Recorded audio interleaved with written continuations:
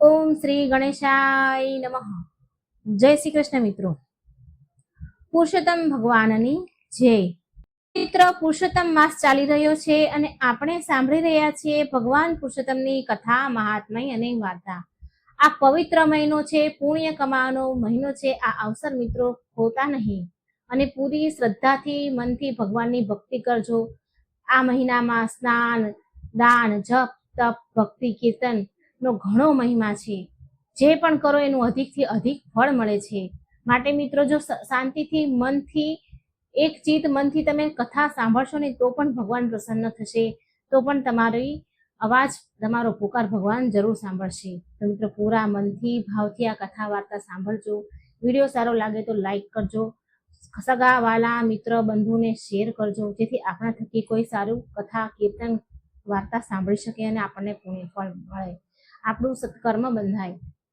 તો વિડીયોને લાઈક કરી, શેર કરીને ચેનલને સબસ્ક્રાઇબ કરી દેજો. કમેન્ટ બોક્સમાં પુરુષોત્તમ ભગવાનનું નામ એકવાર જરૂર લખજો. ઓમ નારાયણ વિદ્મહે વાસુદેવાય ધીમહિ તન્નો વિષ્ણુ પ્રચોદયાત. પુરુષોત્તમ માસની કથા, અધ્યાય 25મો, વ્રત ઉદ્યાપન વિધિ. અધ્યાય 25મો, ધનબાઈ મનબાઈની કથા. જોડે આપણે નાનું એવું સંકીર્તન પણ ભગવાનનું કરીશું. પુરુષોત્તમ રાયની જય. સુત પુરાણી બોલ્યા, હે સૌનકાદિક મુનિઓ, રાજા દ્રઢ ધનવાએ પુરુષોત્તમ માસના વ્રતની ઉદ્યાપન વિધિ અંગે પૂછતા મુનિ વાલ્મીકીએ તેમને જે જણાવ્યું હતું તે હું તમને હવે જણાવું છું. પુરુષોત્તમ માસમાં કૃષ્ણ પક્ષમાં 14 અથવા 8મને દિવસે વ્રતનું ઉદ્યાપન કરવું. સવારની સર્વ ક્રિયાઓ પતાવ્યા પછી 30 બ્રાહ્મણોને પત્ની સહિત આમંત્રણ આપવું. નહીં તો શક્તિ મુજબ 5-7 બ્રાહ્મણોને બોલાવવા. અડધા મણ, 10 શેર, 5 શેર કે 2.5 શેર જુદા જુદા 5 જાતના ધાન્યને લાવીને ભૂમિ પર મંડળ રચવું. આ મંડળ ઉપર સોના, રૂપા, તાંબા કે માટીના છિદ્રો વિનાના 4 ઘડા સ્થાપવા. તેમના પર ફળો મૂકીને વસ્ત્રો, ફૂલો, ચંદન આદિથી પૂજા કરવી. ત્યારબાદ વાસુદેવ, બળભદ્ર, પ્રદ્યુમન અને અનિરુદ્ધ એ 4 દેવોનું સ્થાપન કરવું. 4 બ્રાહ્મણો પાસે પૂજન કરાવીને તેમને ભોજન, વસ્ત્ર અને દક્ષિણા આપવા. 4 દિશામાં દીપકો મૂકવા અને પત્ની સહિત ભગવાન પુરુષોત્તમની પૂજા કરવી તથા વાસુદેવાય સ્વાહા એ મંત્રોથી તલનો હોમ કરવો. હોમ દરમિયાન, હે પુરુષોત્તમ ભગવાન, મારા અર્ધ્યનો આપ સ્વીકાર કરો, હું આપને નમસ્કાર કરું છું, તેમ પ્રાર્થના કરવી અને ધ્યાન ધરવું. બાદ પૂજા કરનાર બ્રાહ્મણોને સોના સહિત પાત્રનું દાન આપવું. આચાર્યને સંતોષ થાય તેટલી દક્ષિણા આપવી. ઉપરાંત આમંત્રિત બીજા બ્રાહ્મણોને ભોજન કરાવી દક્ષિણા સાથે વાછરડા સાથેની ગાય દાનમાં આપવી. તેલ અને ઘીના પાત્રો, વસ્ત્રો, શિવ પાર્વતીની મૂર્તિ, પગરખા આદિ દાનમાં આપવું. જો શક્તિ હોય તો શ્રીમદ ભગવદ્ ગીતાનો ગ્રંથ આપવો. બ્રાહ્મણની પત્નીઓને પણ વાંસના સુપડા, હળદર, કંકુ અને બંગડીઓ દાનમાં આપવી. બાદમાં વ્રત દરમિયાન થયેલ ભૂલચૂક બદલ ભગવાન સક્ષમ હાથ જોડી ક્ષમા માંગવી. સર્વ કર્મ પતી ગયા પછી સૌ ગ્રાસ અને સ્વાનનો ભાગ કાઢી સૌ કુટુંબ ભોજન લેવું. વ્રત કરનારે વ્રતના છેલ્લા દિવસે રાત્રે જાગરણ કરીને ભગવાનનું કીર્તન કરવું અને ભગવાન પુરુષોત્તમનું પૂજન વિસર્જન કરી વ્રતની પૂર્ણાહુતિ કરવી. જે કોઈ નર નારી પુરુષોત્તમ વ્રત અને તેની ઉદ્યાપન વિધિ શ્રાદ્ધપૂર્વક કરે છે તે આ લોકમાં ઘણા સુખો ભોગવીને વૈકુંઠ જાય છે. શ્રી બૃહદ નારદીય પુરાણના પુરુષોત્તમ મહાત્મયનો વ્રત ઉદ્યાપન વિધિ નામનો 25મો અધ્યાય સંપૂર્ણ થયો. બોલો પુરુષોત્તમ ભગવાનની જય. ધનબાઈ મનબાઈની કથા. તારા નગરીમાં રાજા ભોજ રાજ કરી. તે દયાળુ, પરોપકારી, પ્રજાપ્રેમી અને બહાદુર હતા. પ્રજાને સુખે સુખી અને પ્રજાના દુખે દુખી થનાર હતા. તે નિત્ય રાતે અંધારામાં પછેડું ઓઢીને નગર ચર્ચા જોવા નીકળતા. જેને દુખી જોતા તેને બીજે દિવસે દરબારમાં બોલાવી તેમનું દુઃખ ટાળતા. આમ રાજા ભોજ પ્રજા વત્સલ હોવાને લીધે તેમની કીર્તિ તેમના રાજ્યમાં 4 દિશામાં પ્રસરી હતી. પ્રજા દેવ તરીકે ગણીને તેમને પૂજતી હતી. આ ધારા નગરીમાં 2 બાઈઓ રહે. એકનું નામ ધનબાઈ, બીજીનું નામ મનબાઈ. તેઓ બંને નજીકના ફળિયામાં રહેતી હતી. ધનબાઈ એકવાર મુશ્કેલીમાં આવી ગઈ ત્યારે રાજા ભોજે મદદ કરેલી. આથી તે ભોજ રાજાને ભગવાન કરતા પણ વધુ આદર અને પ્રેમ રાખતી. જ્યારે પણ રાજાની સવારી નગરમાંથી નીકળતી ત્યારે તે બધા કામ મૂકી તેમના દર્શને દોડી જતી. મનબાઈ પણ રાજાને ઘણા માન આદરથી જોતી. તેમના કાર્યને તે વખાણતી. છતાં પ્રભુ તે પ્રભુ અને રાજા તે રાજા તેમ તે માનતી. રાજા પ્રભુ તોલે ન આવે તેવું તેનું માનવું હતું. ધનબાઈ અને મનબાઈ બંને ધાર્મિક વૃત્તિની હતી. સારા કાર્યમાં બંને આગળ પડતો ભાગ લેતા. કોઈ દુખિયારી બહેનને જોતા તો તેને તેઓ સહાય કરવામાં પાછા ન પડે. એવામાં અધિક પુરુષોત્તમ માસ આવ્યો. બંનેએ પુરુષોત્તમ ભગવાનનું વ્રત ચાલુ કર્યું. બંને સવારે નદીએ સ્નાન કરવા જાય, કાંઠા ગોરમાનું પૂજન કરે, કથા વાર્તા સાંભળે, દાન દક્ષિણા આપે. ધનબાઈ મનબાઈ જાણે સિક્કાની બે બાજુ હોય તેવી દેખાય, ફક્ત તેમાં થોડો ફેર હતો. ધનબાઈને ભોજ રાજા પ્રત્યે અપાર હેત હતો. તે તેમને ભગવાન તુલ્ય પૂજતી. જ્યારે મનબાઈને પણ હેત તો હતું, પણ તે ભગવાનને પ્રથમ સ્થાન આપતી. તે વ્રત દરમિયાન પુરુષોત્તમ ભગવાનનું સતત રટણ કર્યા કરતી. દરરોજ પ્રાતઃ કાળે નદીએ સ્નાન કરતી વખતે ધનબાઈ સૂર્ય સામે હાથ જોડીને બોલે, હે પુરુષોત્તમ ભગવાન ફળજો ભોજ ભૂપાળ. જ્યારે મનબાઈ હાથ જોડીને બોલે, ફળજો નંદ ગોપાળ. આમ બંને ધનબાઈ અને મનબાઈ સૂર્યદેવને સમક્ષ સ્નાન કરતી વખતે જુદી જુદી પ્રાર્થનાઓ કરે. ધનબાઈ માનતી કે ભગવાનને રીઝવવા તો ઘણા જપ તપ કરવા પડે, વળી પ્રભુ સાંભળે પણ ખરા અને ન પણ સાંભળે. જ્યારે રાજા તો તરત રીઝી જાય, કેમ કે તે તો હાજરા હજુર હોવાથી તે તરત ફળશે. રોજ આ પ્રમાણે ચાલે. એકવાર રાજાની દાસીએ આ પ્રાર્થના સાંભળી. એણે જઈને રાણીબા મારફત આ વાત રાજાને પહોંચાડી. રાજાએ વેશ પલટો કરી આ વાત સાચી છે કે ખોટી તે જાણી લીધું. ભોજ રાજાના મનમાં થયું કે મારું નામ લઈને પ્રાર્થના કરતી બાઈની 7 પેઢીનું દાળદર દૂર કરું તો હું રાજા ભોજ સાચો. પુરુષોત્તમ માસ પૂરો થતા રાજા ભોજે ધનબાઈને સિપાહી મોકલી પોતાના દરબારમાં બોલાવી. રાજા ભોજનું તેડું આવતા ધનબાઈ તો રાજી થઈ ગઈ. તેને થયું કે રાજા ભોજ મને ન્યાય કરી દેશે. તે તો હોશે તૈયાર થઈને રાજ દરબારમાં ગઈ. રાજાએ અર્ધ મણનું એક કોળું તેને આપ્યું. તે કોળું લઈને ધનબાઈ ઘર તરફ પાછી વળી. ધનબાઈ મનમાં વિચારવા કરવા લાગી કે હું આખા પુરુષોત્તમ માસ દરમિયાન ફળજો ભોજ ભૂપાળ કહેતી રહી, ત્યારે છેવટે ભોજ રાજાએ મને અડધું મણ કોળું આપ્યું. મારા મનમાં તો હતું કે તે મને પુષ્કળ સોના મહોર આપશે. હવે આ અડધા મણ ને 8 આનાના કોળાને શું કરું? તે તો સીધી ગઈ એક ઓળખતી કાછિયાની દુકાને અને તેને આ કોળું 8 આનામાં વેચી દીધું. મનમાં અસંતોષ સાથે તે ઘરે પહોંચી. આ બાજુ પુરુષોત્તમ માસ પૂરો થતા મનબાએ બ્રાહ્મણને જમાડવાનું નક્કી કર્યું. તે બજારમાં શાક લેવા ગઈ. તેની નજર પેલા અડધા મણ કોળા ઉપર પડી. તેણે તે 12 આનામાં તે વેપારી પાસેથી ખરીદી કરી લીધું. બધો સરસામાન લઈને તે મનબાઈના ઘેર આવી. તેણે બધા બ્રાહ્મણોને નોતરા દઈ દીધા હતા અને સાંજે બધા જમવા આવવાના હતા. એટલે તેણે રસોઈની તૈયારી કરવા માંડી. તેણે કોળું સમારવા માંડ્યું કે અંદરથી ખડીંગ ખડીંગ કરતી સોના મહોરો નીચે પડવા માંડી. મનબાઈ વિસ્મયથી આ જોઈ રહી. તેના પગે આગળ 125 સોના મહોરનો ઢગલો થયો. મનબાઈ સમજી ગઈ કે આ પુરુષોત્તમ ભગવાનની કૃપાનું ફળ છે. તેણે તો 5 બ્રાહ્મણોને જમવાના નોતરા આપ્યા હતા.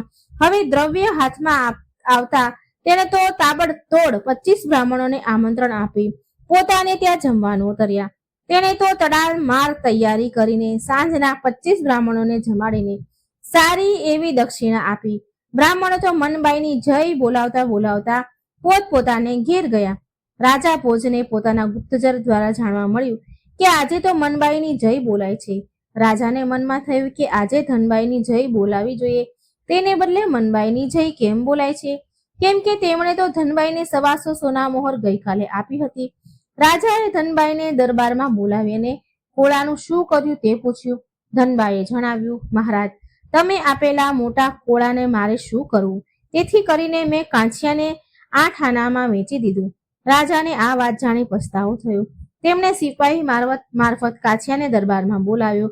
કાછિયાને કોળા બાબતમાં પૂછતા તેણે જણાવ્યું કે મનબાઈ મારી પાસેથી તે કોળું 12 આનામાં ખરીદીને લઈ ગઈ હતી. રાજાએ મનબાઈને દરબારમાં તેડાવી અને કોળા અંગે પૂછપરછ કરી. ત્યારે મનબાએ કહ્યું, મહારાજ, મેં પુરુષોત્તમ માસનું વ્રત કર્યું હતું. પુરુષોત્તમ માસ પૂરો થતા મારે બ્રાહ્મણને જમાડવાના હોવાથી મેં એ કોળું લાવીને શાક કર્યું હતું. ભોજ રાજાએ પૂછ્યું કે કોળામાંથી કંઈ નીકળ્યું હતું? મનબાઈ બોલી, હા મહારાજ, તે કોળામાંથી સવાસો સોના મોહર નીકળી હતી. તેમાંથી મેં 25 બ્રાહ્મણોને જમાડ્યા હતા. રાજા કહે, તું તે 125 સોના મોહરો કાછિયાને આપવા શા માટે ન ગઈ? તારી ફરજ હતી કે તારે તે કાછિયાને આપી દેવી જોઈએ. મનબાઈ બોલી, હે રાજન, તે સોના મોહરો કાંઈ કાછિયાની નહોતી. જો તેને ખબર હોત કે આ કોળામાં 125 સોના મોહર છે તો તે મને 12 આનામાં વેચત નહીં. જો હું આ કરવા જાત તો સોના મોહરો ખોટા માણસના હાથમાં જાત. મેં પુરુષોત્તમ ભગવાનની કૃપાનું ફળ માની એ વાત કોઈને કરી નહોતી.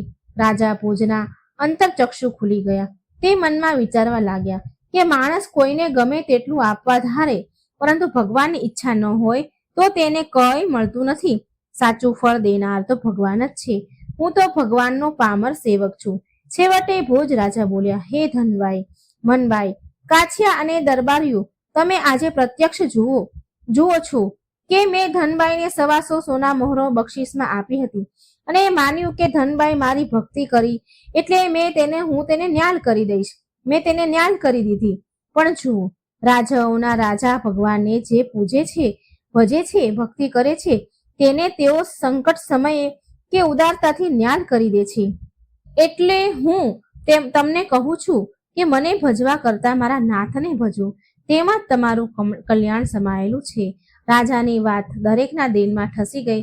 બધાએ રાજાને સાચી વાત જણાવવા માટે ધન્યવાદ આપ્યા. ત્યારથી ધનબાઈ સમજી ગઈ કે ભોજ રાજા તે રાજાઓના રાજા ભગવાનનું શરણું લેવામાં આપણું કલ્યાણ છે.